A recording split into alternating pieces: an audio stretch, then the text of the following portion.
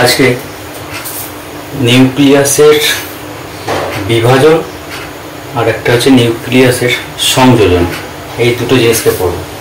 তো প্রথমে আমরা নিউক্লিয় বিভাজনটা দেখে নিই। নিউক্লিয় বিভাজন, বিভাজন মানে বুঝতে পারছো যে নিউক্লিয়াস একটা ভেঙে যাবে, নিউক্লিয়াসকে ভাঙা হবে, সেটা হচ্ছে নিউক্লিয় বিভাজন। এখানে নিউক্লিয় বিভাজনের আর একটা নাম আছে, অনেক সময় পরীক্ষায় কোশ্চেনটা এরকমও দিয়ে দেয়, মানে নামটাকে চেঞ্জ করে দেয়, নিউক্লিয়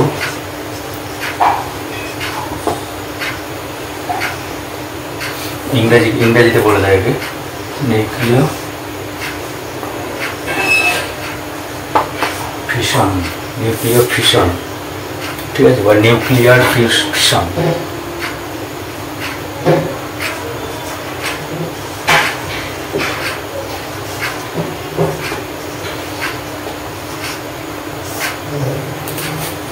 ঠিক আছে, মানে নিউক্লিয় বিভাজন।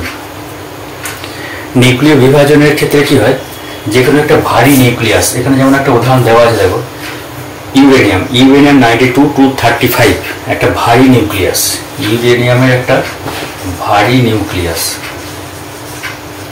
সেই ভারী নিউক্লিয়াসটাকে কি করা হয়েছে, নিউট্রন দিয়ে আঘাত করা হয়েছে। এটা কি, এটা হচ্ছে নিউট্রন, নিউট্রন দিয়ে আঘাত করা হয়েছে। নিউট্রন দিয়ে আঘাত করার ফলে এই ভারী নিউক্লিয়াসটাকে ভেঙে দুটো টুকরো হয়ে গেছে, দুটো টুকরো হয়েছে মানে দুটো নতুন পরমাণু তৈরি হয়েছে, একটা হচ্ছে বেরিয়াম আর একটা হচ্ছে ক্রিপ্টন। বেরিয়াম যার পরমাণু ক্রমাঙ্ক হচ্ছে 56 আর ক্রিপ্টন যার পরমাণু ক্রমাঙ্ক হচ্ছে 36। ঠিক আছে, একটা ভারী নিউক্লিয়াস ভেঙে দুটো প্রায় সমান ভরের, প্রায় কাছাকাছি আর কি, মানে মোটামুটি দুটো প্রায় সমান ভরের দুটো নতুন নিউক্লিয়াস তৈরি হয়েছে। এটা নতুন নিউক্লিয়াস, নতুন নিউক্লিয়াস তৈরি হয়েছে, নতুন নিউক্লিয়াস। দেখো নতুন নিউক্লিয়াস তো, বেরিয়াম একটা নতুন পরমাণু, ক্রিপ্টন একটা নতুন পরমাণু। এখানে ছিল আমাদের কি, ইউরেনিয়াম পরমাণু। ইউরেনিয়াম পরমাণুটা ভেঙে দুটো নতুন পরমাণু তৈরি হয়েছে, এটা বেরিয়াম আর একটা ক্রিপ্টন। তার সঙ্গে আর কি ঘটেছে, আর ঘটেছে তিনখানা অতিরিক্ত নিউট্রন তৈরি হয়েছে। দেখো আমি ব্যবহার করেছিলাম কতগুলো নিউট্রন, একটা নিউট্রন, ঠিক আছে, N01 মানে নিউট্রন আমি একটা ব্যবহার করেছিলাম, এখানে ব্যবহার তৈরি হলো আমার তিনখানা নতুন নিউট্রন, আর তার সঙ্গে বেশ কিছু পরিমাণে শক্তি তৈরি হয়, প্রায় 200 মেগা ইলেকট্রন ভোল্ট। ঠিক আছে, 200 মেগা ইলেকট্রন ভোল্ট শক্তি তৈরি হয়। তো 1 ইলেকট্রন ভোল্টের ভ্যালুটা কত জানো, 1 ইলেকট্রন ভোল্ট মানে 1.6 × 10⁻⁻19 জুল। ঠিক আছে, তো এত মেগা ইলেকট্রন ভোল্ট, মেগা মানে হচ্ছে 10⁻6, মেগা মানে হচ্ছে 10⁻6 ইলেকট্রন ভোল্ট। ঠিক আছে, তার মানে 1 মেগা ইলেকট্রন ভোল্ট মানে বলা হবে 1.6 × 10⁻⁻19 ×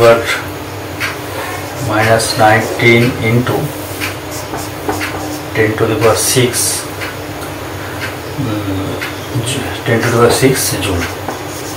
ঠিক আছে, 1.6 × 10⁻, এটাকে যদি আমরা ক্যালকুলেশন করে নিই তাহলে কি আসবে, এটা 1.6 × 10⁻⁻13 জুল। ঠিক আছে, 1 মেগা ইলেকট্রন ভোল্ট মানে হচ্ছে এটা 1.6 × 10⁻13 জুল। তো যাই হোক, একটা ভারী নিউক্লিয়াস, নিউক্লিয় বিভাজনের ক্ষেত্রে দেখো nuclear fission, nuclear fission, nuclear fission মানে ভেঙে যাওয়া। একটা ভারী নিউক্লিয়াস কিভাবে ভেঙে গেল, একটা নিউট্রন দিয়ে আঘাত করা হলো, নিউট্রন দিয়ে আঘাত করার ফলে দুটো নতুন পরমাণু তৈরি হলো, একটা হচ্ছে বেরিয়াম আর একটা হচ্ছে ক্রিপ্টন। ঠিক আছে, তার সঙ্গে কি হয়েছে, তিনখানা নতুন নিউট্রন তৈরি হয়েছে, কিছু পরিমাণে শক্তি তৈরি হয়েছে। এটা হচ্ছে নিউক্লিয়ার ফিশন। এই বানানটায় খেয়াল রাখবে, নিউক্লিয়ার ফিশন। ঠিক আছে, তাহলে এটাকে আমরা নিউক্লিয় বিভাজন বলছি। তাই নিউক্লিয় বিভাজন কাকে বলে যদি সংজ্ঞা বলে, সংজ্ঞার ক্ষেত্রে তোমরা কি বলে, একটা ভারী নিউক্লিয়াসকে নিউট্রন দিয়ে আঘাত করার পর প্রায় দুটো সমান ভরে নতুন যে নিউট্রন তৈরি, নতুন যে পরমাণু তৈরি হচ্ছে এবং তার সঙ্গে একটা 3টে নিউট্রন আর হচ্ছে কিছু পরিমাণে শক্তি উৎপন্ন হয়। এই যে প্রক্রিয়াটা, এই প্রক্রিয়াটাকে বলা হয়েছে নিউক্লিয় বিভাজন। আচ্ছা, নিউক্লিয় বিভাজনের ফলে বেশ বড় অ্যামাউন্টের শক্তি কিন্তু তৈরি হয়। আচ্ছা, নিউক্লিয় বিভাজনটা কোন ক্ষেত্রে কাজে লাগে জানো, নিউক্লিয় বিভাজনটা লাগে আমরা যে অ্যাটম বোম বলি না, পারমাণবিক বোমা, পারমাণবিক বোমা। তোমরা হয়তো জানো যে হিরোশিমা নাগাসাকিতে যে বোমা ফেলা হয়েছিল সেগুলো ছিল পারমাণবিক বোমা। এই পারমাণবিক বোমার মধ্যে পারমাণবিক বোমা বিস্ফোরণের ক্ষেত্রে নিউক্লিয় বিভাজনের যে তত্ত্ব সেটা এখানে ইউজ হয়। তো নিউক্লিয় বিভাজনে কি এই পারমাণবিক বোমাটার মধ্যে কি হয়ে আছে, এখানে প্রচুর পরিমাণে একটা শক্তি উৎপন্ন হয়। সেই শক্তিটা কিন্তু একটা সেই শক্তিটাকে কন্ট্রোল করার কোনো সিস্টেম সেখানে থাকে না, সেটাই হচ্ছে পারমাণবিক বোমা। কিন্তু আমাদের নিউক্লিয়ার রিয়াক্টর বলে একটা জিনিস আছে, যেখানে পারমাণবিক চুল্লি, যেটাকে বলে পারমাণবিক চুল্লি, মানে যেখানে বিদ্যুৎ শক্তি উৎপাদন করা হয়, সেটা হচ্ছে নিউক্লিয়ার রিয়াক্টর। সেই নিউক্লিয়ার রিয়াক্টরের মধ্যে কি হয়, আচ্ছা এটা সব লেখা হয়েছে, সব নোট করে নেবে। আচ্ছা, নিউক্লিয়ার রিয়াক্টর বলে একটা জিনিস আছে, নিউক্লিয়ার রিয়াক্টর বা পারমাণবিক চুল্লি, সেখানে নিউক্লিয়ার রিয়াক্টর, এই নিউক্লিয়ার রিয়াক্টর বা পারমাণবিক চুল্লিতে সেখানেও কিন্তু এই পারমাণবিক বোমারই বিস্ফোরণ হয়, অর্থাৎ নিউক্লিয় বিভাজনই সংঘটিত হয় সেখানেও। কিন্তু পার্থক্যটা কি, নিউক্লিয়ার রিয়াক্টরটা একটা কন্ট্রোলড সিস্টেম, মানে নিয়ন্ত্রিত উপায়ে কাজ হয় সেখানে, নিয়ন্ত্রিত উপায়ে কাজ হয় সেখানে। নিয়ন্ত্রিত উপায় বলতে কি, নিয়ন্ত্রিত উপায় বলতে বোঝানো হচ্ছে যে নিউক্লিয়ার রিয়াক্টরে যখন ওই নিউক্লিয় বিভাজন হয়, সেই নিউক্লিয় বিভাজনটাকে কন্ট্রোল করা যায়। আমার যে পরিমাণ তাপ শক্তি উৎপাদনের দরকার, আমি সেই পরিমাণ তাপ শক্তি উৎপাদন করবো, তারপর সেটাকে আমি বন্ধ করে দেবো। ঠিক আছে, এই বন্ধ করে দেওয়ার সিস্টেমটা এই জায়গাতে থাকে, নিউক্লিয়ার রিয়াক্টরে থাকে। কিন্তু পারমাণবিক বোমার ক্ষেত্রে সেখানে কিন্তু এই বন্ধ করার সিস্টেমটা থাকে না, সেখানে প্রচুর পরিমাণে শক্তি একটা কন্টিনিউ উৎপন্ন হতেই থাকে। আর শক্তিটা উৎপন্ন হওয়ার কারণটা কি, কারণটা হচ্ছে এই যে তিনটে নতুন নিউট্রন তৈরি হয়েছে, একটা ভারী পরমাণুকে একটা নিউট্রন দিয়ে আঘাত করার পর তিনটে যে নতুন নিউট্রন তৈরি হয়েছে, সেই নিউট্রন কি করে, নতুন ইউরেনিয়াম পরমাণুকে সেখানে গিয়ে আঘাত করে, এবং সেখান থেকে আবার বিভাজন শুরু হয়। প্রত্যেকটা ইউরেনিয়াম পরমাণু থেকে আবার নতুন করে তিনটে করে ইউরেনিয়াম, মানে তিনটে করে নিউট্রন তৈরি হবে। সেই নিউট্রনগুলো নতুন ইউরেনিয়ামগুলোকে আবার গিয়ে ধাক্কা দেবে, আঘাত করবে, তারপরে আবার সেই ইউরেনিয়াম পরমাণুগুলো ভাঙতে থাকবে, এবং বারবার এই ভাঙতে ভাঙতে তিনটে করে নিউট্রন তৈরি, প্রতি তিনটে নিউট্রন প্রত্যেকটা তিনটে করে ইউরেনিয়াম পরমাণুকে আবার আঘাত করবে। এর ফলে এই প্রক্রিয়াটা কিন্তু চলতেই থাকবে। ঠিক আছে, কিন্তু এই নিউক্লিয়ার রিয়াক্টরের মধ্যে কি করা হয়, নিউক্লিয়ার রিয়াক্টরের মধ্যে ক্যাডমিয়াম পাত ব্যবহার করে। সেই ক্যাডমিয়াম কি করে, এই ক্যাডমিয়াম পাত, এই যে নিউট্রনগুলো তৈরি হচ্ছে না, সেই নিউট্রনগুলোকে কি করে, ক্যাডমিয়াম পাত যদি ওর মধ্যে ভরে দেওয়া হয়, তাহলে এই নিউট্রনগুলোকে সেই ক্যাডমিয়াম পাত শোষণ করে নিতে পারে। শোষণ করে নিলে কি হবে, নিউট্রনের সংখ্যা যদি বন্ধ হয়ে যায়, নিউট্রন উৎপাদন যদি বন্ধ হয়ে যায়, আর নিউট্রন যদি না থাকে, তাহলে কি হবে, নিউক্লিয়ার রিয়াক্টর অটোমেটিক বন্ধ হয়ে যাবে, নিউক্লিয়ার রিয়াকশন বা নিউক্লিয়ার ফিশন বিক্রিয়াটা তখন আপনি বন্ধ হয়ে যাবে। ঠিক আছে, এটা কন্ট্রোলড সিস্টেম বা নিয়ন্ত্রিত উপায়ে নিউক্লিয় বিভাজন সংঘটিত হয় কোথায়, প্রশ্ন হতে পারে এরকম, নিয়ন্ত্রিত উপায়ে নিউক্লিয় বিভাজন সংঘটিত হয় একমাত্র নিউক্লিয়ার রিয়াক্টর। আর অনিয়ন্ত্রিত উপায়ে অনিয়ন্ত্রিতভাবে নিউক্লিয় বিভাজন কোথায় সংঘটিত হয়, পারমাণবিক বোমাতে। ঠিক আছে, এই জায়গাটা একটু খেয়াল রাখবে। বেশ, ঠিক আছে, এটা গেল নিউক্লিয় বিভাজন। এখানেও কিন্তু বড়সড় অ্যামাউন্টের একটা শক্তি উৎপন্ন হয়। এখানে আরেকটা জিনিস যেটা বলার ছিল, এটাকে চেন রিয়াকশন বলে, একটা চেন রিয়াকশন জিনিসটা হচ্ছে এই যে একটু আগে বললাম, এই যে নতুন যে তিনটে নতুন নিউট্রন তৈরি হলো, প্রত্যেকটা বিভাজনে দেখো একটা ভারী পরমাণু ভেঙে কি করলো, তিনখানা নতুন নিউট্রন তৈরি হলো। দেখো তিনটে নতুন নিউট্রন তৈরি হয়েছে, সেই তিনটে নতুন নিউট্রন কি করবে, তারা আবার নতুন ইউরেনিয়াম পরমাণুকে গিয়ে আঘাত করবে, তার প্রত্যেকটা থেকে আবার নতুন করে তিনটে করে নিউট্রন তৈরি হবে, আবার প্রত্যেকটা নতুন নিউট্রন পরমাণু তারা আবার ইউরেনিয়ামকে আঘাত করবে, তো সেখানে প্রত্যেকটা থেকে আবার প্রত্যেকটা ইউরেনিয়াম পরমাণু থেকে তিনটে করে এই নতুন করে নিউট্রন তৈরি হবে। এই যে প্রক্রিয়াটায় কন্টিনিউ চলতেই থাকে বলে একে বলা হয় শৃঙ্খল বিক্রিয়া। তো প্রশ্ন হতে পারে এরকম যে শৃঙ্খল বিক্রিয়া কোন ক্ষেত্রে দেখা যায়, নিউক্লিয় বিভাজনে নাকি আরেকটা জিনিস আছে, নিউক্লিয় সংযোজন বলে একটা টার্ম আছে, সেটা কিন্তু বলবো আমি। নিউক্লিয় বিভাজন প্রক্রিয়াটাই আমাদের শৃঙ্খল বিক্রিয়া বা চেইন রিয়াকশন। কি বলা হয়, চেইন রিয়াকশন।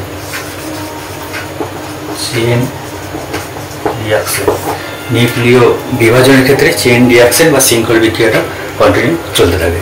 ঠিক আছে, এটা গেল আমাদের নিউক্লিয় বিভাজন। এরপরে আরেকটা টার্ম আসবো নিউক্লিয় সংযোজন। তোমরা সব লিখে নেবে, আমি যা নোট করবো সব পজ করে নোট করবে, এগুলো খুবই ইম্পর্টেন্ট জিনিস।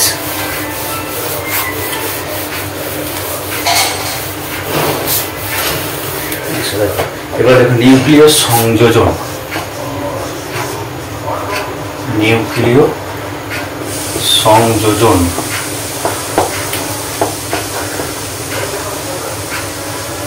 নিউক্লিয়ার ফিউশন, ফিউশন, ফিউশন, ঠিক আছে? এই বানানটাকে দেখবে ভালো করে, নিউক্লিয়ার ফিউশন মানে সংযোজন। এক্ষেত্রে কি হয়, মানে এক্ষেত্রে হালকা কয়েকটা নিউক্লিয়াস, যেমন ধরো 1H1, 4টে 1H1 পরপর সংযুক্ত হয়ে তৈরি করে হিলিয়াম, হিলিয়ামের আয়ন তৈরি করে, হিলিয়াম যৌগটা তৈরি করে, হিলিয়াম তৈরি করে। হিলিয়ামের কত ভর হচ্ছে 4।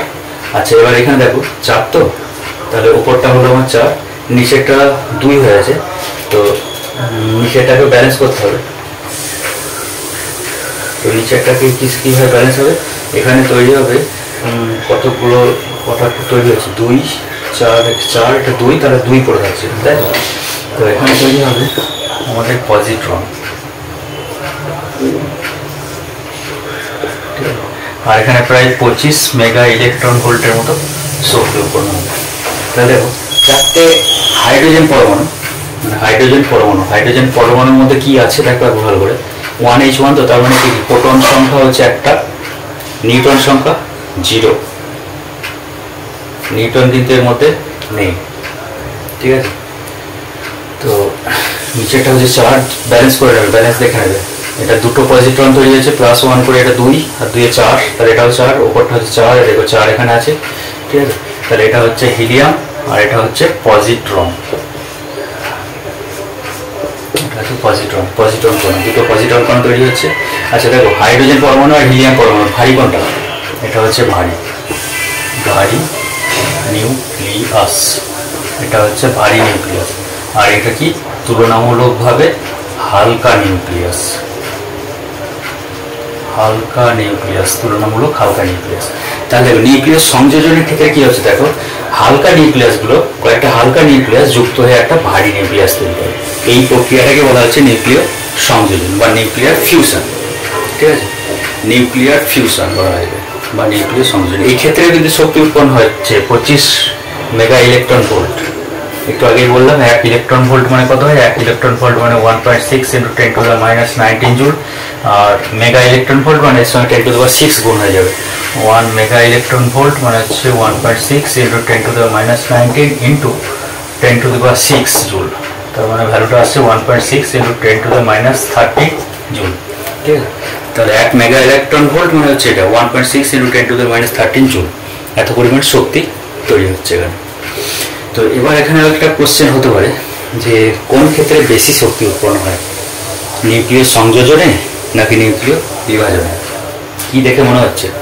দেখে তো মনে হচ্ছে যে নিউক্লিয় বিভাজনে যেটা লিখেছিলাম সেটা একবার দেখে নাও খাতাটা, সেখানে দেখো 200 মেগা ইলেকট্রন ভোল্ট লেখা ছিল, আর এখানে লেখা আছে 25 মেগা ইলেকট্রন ভোল্ট। তাহলে দেখে মনে হচ্ছে যে আমাদের নিউক্লিয় বিভাজনে বেশি হওয়ার কথা, কিন্তু সেরকম নয়, নিউক্লিয় সংযোজনে শক্তির উৎপাদনটা অনেক বেশি হয়। কারণটা কি? কারণ হচ্ছে আমাদের দেখো, আমরা নিউক্লিয়ার সংযোজনে ইউরেনিয়াম লিখেছিলাম, তো ইউরেনিয়াম উপরে কি লিখেছিলাম 235 লিখেছিলাম, কিন্তু এক্ষেত্রে উপরে কত লিখে রেখেছি আমরা এখানে 1, ঠিক আছে? 1, ঠিক আছে? 1 আর কতগুলো আছে এখানে 4খানা ব্যবহার করেছি, তুমি 4 মানে এর ভর সংখ্যা যে 4, এর ভর হচ্ছে তোমার, মানে এখানে মোট ভর হচ্ছে 4, আর এখানে দেখো ভর কত আছে 235, তাহলে 235 গ্রাম মানে 1 মোল যদি না হয়, তাহলে দেখো সেক্ষেত্রে তো আমার শক্তি উৎপাদন হচ্ছে কত 200, কিন্তু এখানে 4এই তোমার শক্তি হয়ে যাচ্ছে দেখো 25 মেগা ইলেকট্রন ভোল্ট, 4এই 25, তাহলে 235 যদি নিই তাহলে কত বেশি হয়ে যাবে। তো সুতরাং নিউক্লিয় সংযোজনে নিউক্লিয় বিভাজনের থেকে অনেক বেশি শক্তি উৎপন্ন হয়, প্রায় 7 থেকে 7 গুণ, 7 গুণের মতো, 7 গুণ বা 8 গুণ, ঠিক আছে? এটা নোট করবে, নিউক্লিয় সংযোজনে বেশি শক্তি উৎপন্ন হয়, এক্ষেত্রে বেশি শক্তি উৎপন্ন হয় কোন ক্ষেত্রে? নিউক্লিয় সংযোজনে, নিউক্লিয় সংযোজনে উৎপন্ন শক্তির পরিমাণ অনেক গুণ বেশি, ঠিক আছে? আচ্ছা এবার নিউক্লিয়ার সংযোজনটা কোথায় হয়? তোমরা তো এর আগে একটা পড়েছো, নিউক্লিয়ার বিভাজন দেখেছো, পারমাণবিক বোমাতে হয়, নিউক্লিয়ার রিঅ্যাক্টরের মধ্যে হয়। নিউক্লিয়ার সংযোজন যেটা অনবরত ঘটে চলেছে সেটা হচ্ছে সূর্য নক্ষত্র, সূর্য নক্ষত্র, এখানে কি হচ্ছে নিউক্লিয় সংযোজন অনবরত ঘটে চলেছে, অনবরত ঘটে চলেছে, কন্টিনিউ। এখানে এই যে সূর্য এবং নক্ষত্রের যে শক্তির উৎস, সেখান থেকে তো আলো আসছে, তোমরা দেখতেই পাচ্ছ, সেখানে প্রচুর পরিমাণে শক্তি আছে। সেই শক্তির যে উৎস, সূর্য নক্ষত্রের যে শক্তির উৎস, সূর্য নক্ষত্রের শক্তির উৎস হচ্ছে কি নিউক্লিয় সংযোজন। মনে রাখবে, সূর্য নক্ষত্রের শক্তির উৎস কি নিউক্লিয় সংযোজন। নিউক্লিয় সংযোজন করতে থাকছে এবং সেখানে প্রচুর পরিমাণে শক্তি উৎপন্ন হচ্ছে। ঠিক আছে, নিউক্লিয় সংযোজনে। আচ্ছা, নিউক্লিয় সংযোজনের একটা খারাপ যে নিউক্লিয় বিভাজনের ক্ষেত্রে যেমন বোমা তৈরি হয়েছিল, পারমাণবিক বোমা, নিউক্লিয় সংযোজনের এই ফর্মুলাটাকে মানে নিউক্লিয় সংযোজনটাকে কাজে লাগিয়েও কিন্তু একটা বোমা তৈরি করে, সেটাকে বলা হয় হাইড্রোজেন বোমা। হাইড্রোজেন বোমা, হাইড্রোজেন বোমা। হাইড্রোজেন বোমার মধ্যে যে তত্ত্বটা লাগানো হয় যে সেটা হচ্ছে কি নিউক্লিয় সংযোজন। হাইড্রোজেন বোমাতেও কিন্তু প্রচুর পরিমাণে শক্তি উৎপন্ন হয়, যেটাকে যার মধ্যে কাজ করে, যেটা যার মধ্যে যে তত্ত্বটা কাজ করে সেটা হচ্ছে কি নিউক্লিয় সংযোজন।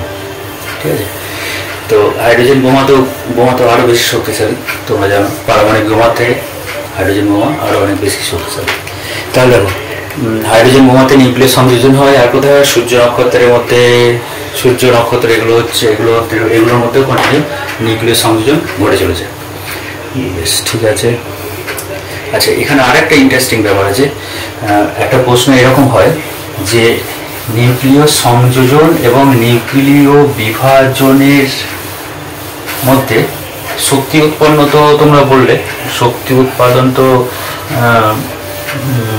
বেশি শক্তি উৎপন্ন হয় নিউক্লিয় সংযোজনে। আচ্ছা, ঠিক আছে, নিউক্লিয় সংযোজনে বেশি শক্তি উৎপন্ন হয়, এটা ঠিক আছে, এটা তো বললে। এক্ষেত্রে বেশি শক্তি উৎপন্ন হয়, এক্ষেত্রে বেশি শক্তি উৎপন্ন হয়। কিন্তু এখানে আরেকটা ইন্টারেস্টিং ব্যাপার যেটা, সেটা হচ্ছে নিউক্লিয় সংযোজনের ক্ষেত্রে মানে নিউক্লিয় সংযোজন প্রক্রিয়াটা শুরু করার জন্য, নিউক্লিয় সংযোজন প্রক্রিয়াটাকে শুরু করার জন্য প্রথমে নিউক্লিয় বিভাজন ঘটানো হয়। খুব ইন্টারেস্টিং জিনিস, নিউক্লিয় বিভাজন ঘটানো হয়। কি বললাম? নিউক্লিয় সংযোজন এই প্রক্রিয়াটা শুরু করার জন্য প্রথমে আমাদেরকে কি করতে হবে? নিউক্লিয় বিভাজন প্রক্রিয়াটা ঘটানো হয়। কেন? এটা কেন? নিউক্লিয় সংযোজন প্রক্রিয়া শুরু করার আগে আমাদেরকে নিউক্লিয় বিভাজন ঘটাতে হবে। তার কারণটা হচ্ছে নিউক্লিয় সংযোজন প্রক্রিয়াটা হচ্ছে এমন ধরনের একটা প্রক্রিয়া যেটাকে শুরু করতে মানে নিউক্লিয় সংযোজনকে শুরু করতে একটা প্রচুর পরিমাণে শক্তির দরকার, প্রচুর পরিমাণে একটা শক্তির প্রয়োজন। এটাকে শুরু করতে একটা বেশ বড়সড় অ্যামাউন্টের একটা শক্তির দরকার। ঠিক আছে, তো এই প্রচুর পরিমাণে শক্তিটা পাওয়া যাবে কি করে? এই প্রচুর পরিমাণে শক্তিটাকে পাওয়া যাবে একমাত্র নিউক্লিয় বিভাজন ঘটিয়ে। ঠিক আছে, তাহলে এই প্রচুর পরিমাণে শক্তির যে প্রয়োজন সেটা আমরা পাবো থেকে একমাত্র নিউক্লিয় বিভাজন ঘটিয়ে এই পরিমাণ শক্তিকে আমরা যোগান দিতে পারবো। ঠিক আছে, তো সেই জন্যই বলা হয় যে নিউক্লিয় সংযোজন শুরু করার আগে নিউক্লিয় বিভাজন ঘটাতে হয়।